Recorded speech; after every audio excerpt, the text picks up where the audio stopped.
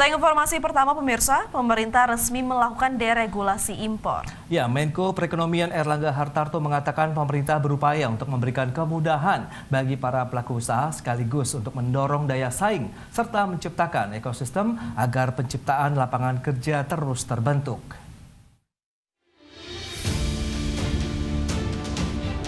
Pemerintah resmi melakukan deregulasi impor yang tertuang dalam paket kebijakan deregulasi tahap pertama. Kebijakan deregulasi impor ini diarahkan untuk 10 jenis komoditas, diantaranya produk kehutanan, pupuk bersubsidi, serta alas kaki.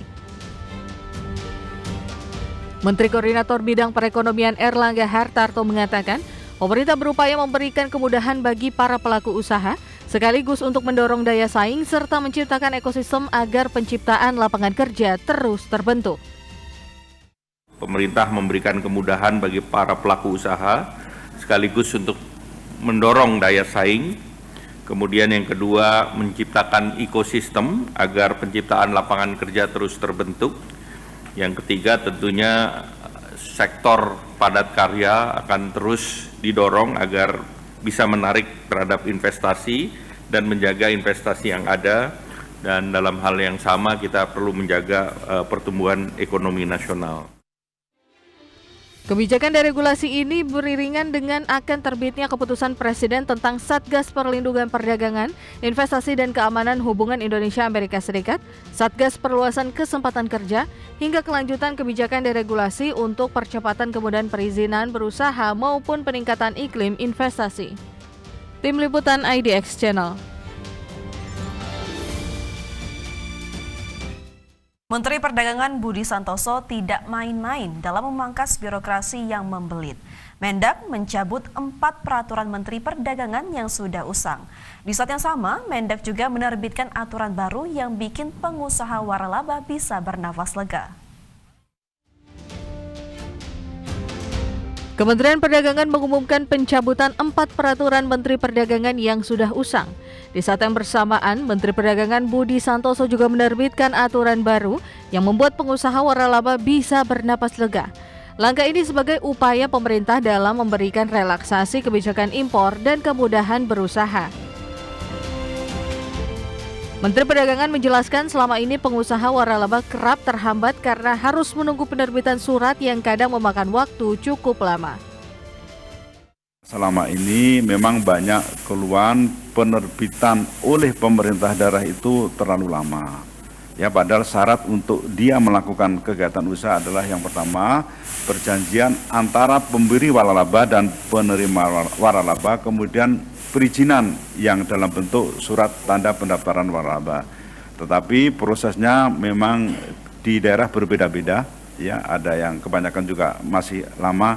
Nah, untuk itu kita permudah.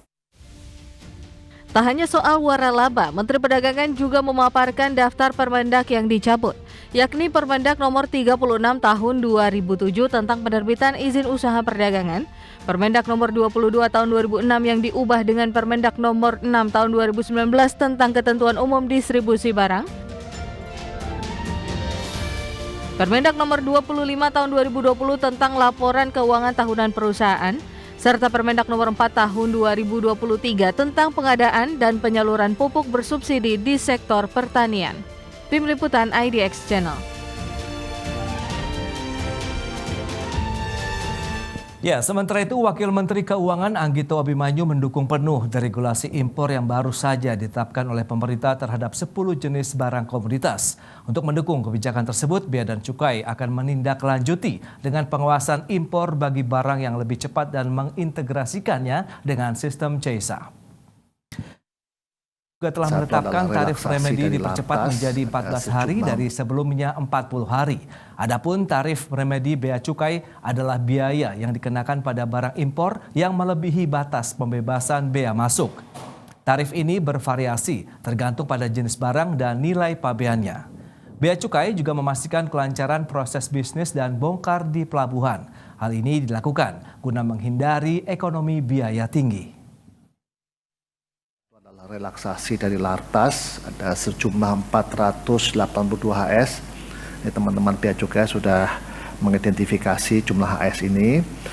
Dan yang kedua adalah penetapan tarif remedi atau perlindungan yang lebih cepat, yang dulunya adalah 40 hari, sekarang kita upayakan dari 14 hari di tim tarif dan dilaksanakan oleh teman-teman di Bea Cukai bersama dengan kementerian lembaga yang lain. Kementerian Keuangan tentu dalam hal ini Bea Cukai akan memastikan kelancaran proses bisnis dan bongkar.